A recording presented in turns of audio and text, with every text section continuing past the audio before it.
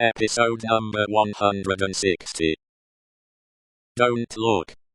cried Mr. Lorry, absolutely desperate. "No, Lucy, my dear, nor you." He got his arm round her, and held her.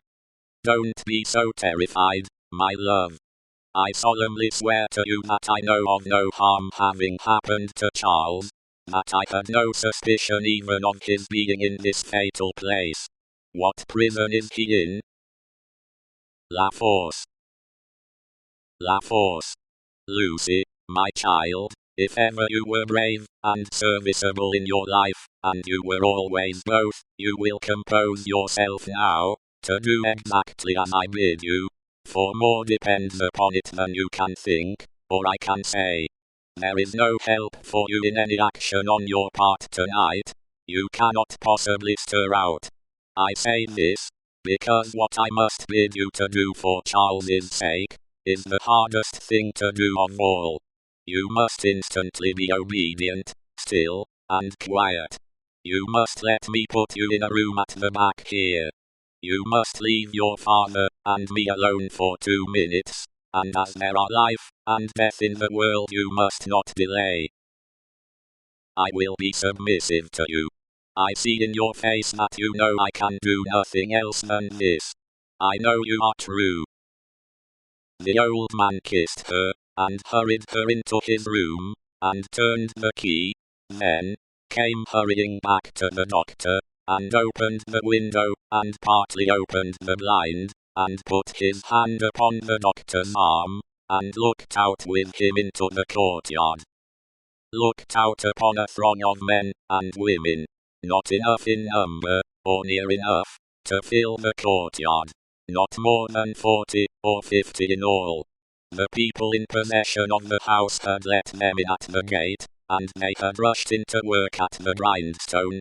It had evidently been set up there for their purpose, as in a convenient and retired spot. But such awful workers, and such awful work.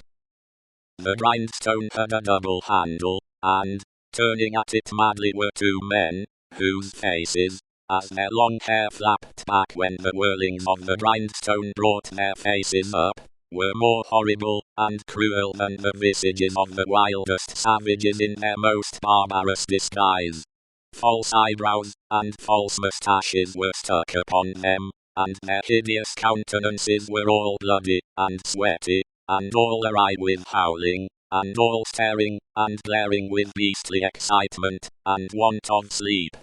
As these ruffians turned and turned, their matted locks now flung forward over their eyes, now flung backward over their necks, some women held wine to their mouths that they might drink, and what with dropping blood, and what with dropping wine, and what with the stream of sparks struck out of the stone, all their wicked atmosphere seemed gore and fire.